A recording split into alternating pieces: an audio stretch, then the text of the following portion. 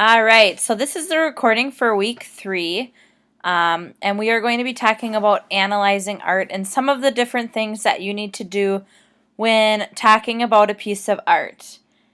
You'll see in your reading that it discusses how if you don't have any background knowledge or fundamental skills when talking about a piece of work, it's more or less just your opinion.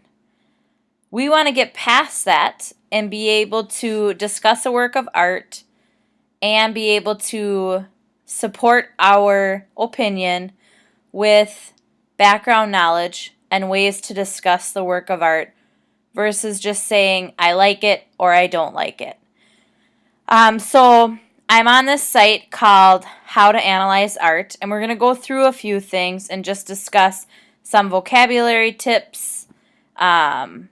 We're going to talk about elements of art and principles of design and different ways to critique a work of art so that people will view it as just that, a critique versus an opinion.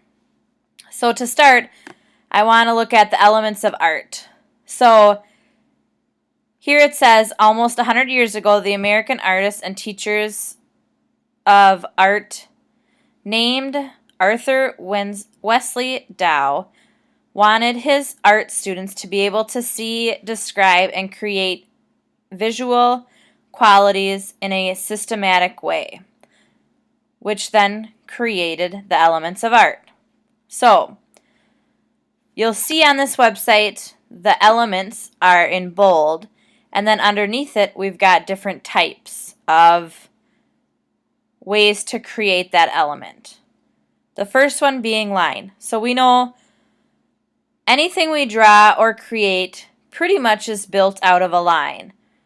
We've got horizontal, vertical, diagonal, zigzag, curvy, bold, thin, broken lines or continuous lines.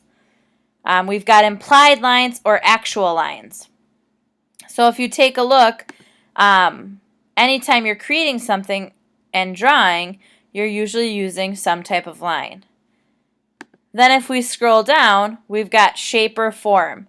Now shape is 2D, form is 3D. So if you have a square, that would be the shape, but a cube would be its form. So some different types of shape and form are solid or void, convex or concave, positive and negative shapes, figure or ground, organic, geometric, freeform, and some of the differences between those, like I talked about just a second ago with a square, circle, triangle, those are geometric shapes. Then if we talk about organic shapes, that's more like if you're creating a leaf, a cloud, a tree. Those would be more organic. Free form is where it really doesn't necessarily make a specific shape. That is, you can just pick out and say that's a square. It would be more like, I don't know, flowing lines that create a wind like Starry Night. That would be more free form.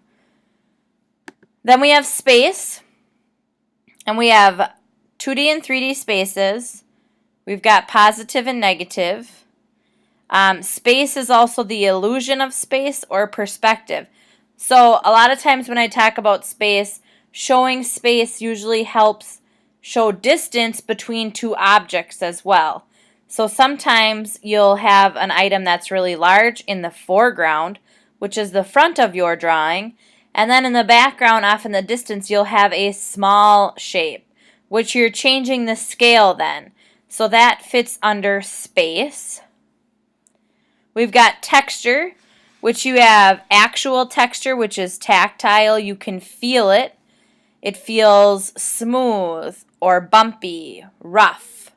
When you're feeling wood, You know, you might get a splinter because it's got a texture to it. Versus visual texture, where that's more implied, where let's say you're drawing a rabbit, which would be more smooth, soft. Your lines might be nice and delicate, smooth, thin. They might lay nice and flat at a curve. Versus drawing a porcupine, where you would make quills. So you might make like short, jagged lines or spiky lines so that it shows that the two animals have different hair and they would feel differently. So visual texture is something that you're implying to try and get your viewer to see. Then if we move up to color, we know that there's a color spectrum and we've got our color wheel. Color is basically how light is reflected and we see it. When we talk about color in art, if you're talking about the specific name of a color, that would be under hue, which is right here. Whoops. Oh, I guess I can't highlight it. Hue is talking about the pigment and actually the name. Under color as well, we've got different color schemes. We've got intensity of a color. We've got color, how it actually symbolizes different feelings or moods.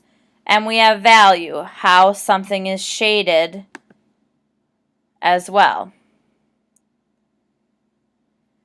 So those are the elements of art. And you'll need, one of those items to be able to discuss or even create an artwork. So a lot of times when you're talking about an artwork, you can go in and actually talk about the different colors. Like we can take a look at Starry Night for an example. So here we have Starry Night, and we know it has a color palette of mainly blues and greens, and then we also have yellow. When I talk about a color palette, that means what were the colors the artist used. In Starry Night, we know that it has very thick brush strokes. You can see all of the different brush strokes. This picture is actually a little blurry. Here we go. That create a texture. So if we were able to actually feel Starry Night, you could probably feel the bumps created using the thick paint. Now when we talk about just line in general, they're short, choppy lines. But these short, choppy lines can create a long design or pattern, such as the wind here. It makes us feel like it's swirling in the wind, but it's all made up of these small, choppy lines. Then Van Gogh also changed his direction in his lines throughout the page, or picture, I should say. In the foreground here, we've got this mountain / bush of some sort, and the lines here are somewhat curved, but they go more at a vertical. That helps distinguish between that area and the background sky. If they were going the same direction, it might be a little bit harder to read. Then we've got the glowing stars here, where the brushstrokes actually circle around the stars. So that makes your eye move in a different direction, and it also helps kind of create that feeling of glowing.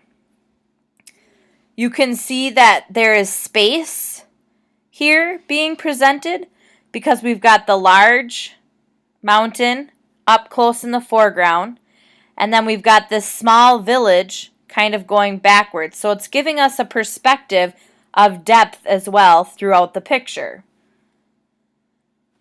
So just having said those few things, when we talk about art in class and we're going to either have a critique or discuss works of art, it's items like this that you're going to want to pull out of your memory and your vocabulary to use. If I didn't have those things and I just said, oh, well, I think Van Gogh, I like it because it's blue. That's my favorite color. No one's really going to value what I have to say because that does not really back up or support anything I talked about.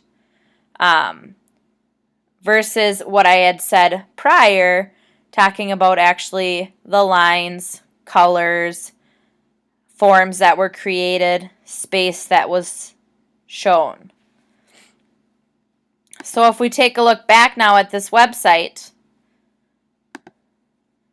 and we look at the principles of design, this also is like building blocks to creating a piece of work or talking about it. So we've got the elements of art and the principle of design, and basically what those are our main rules for art and creating something that will work and be valued in our drawings. So we have balance. Balance can be asymmetrical, symmetrical, and radial. And a lot of times it's hard when you're looking at a picture to know if it's balanced or not. I mean, with your eye, you've just got to kind of decide, does one side of the image seem heavier than the other or not? If we take a look at Starry Night again, I guess we could just continue to use this as an example. I was hoping that maybe you see this very heavy, dark mountain over here. This would be an asymmetrical, balanced painting. Symmetrical means if I can fold it in half, it's the exact same on both sides. I can't do that in this case. However, we've got a very dark area over here. So what Van Gogh tried to do to balance that out was create this blue area over here for the dark mountain to kind of offset the mountain over here. Or if we take a look at this painting, this is also asymmetrically balanced. We've got some darker colors going along the horizon, which then is offset by the boat here in the front along with the people. So that kind of helps create a balance within the artwork.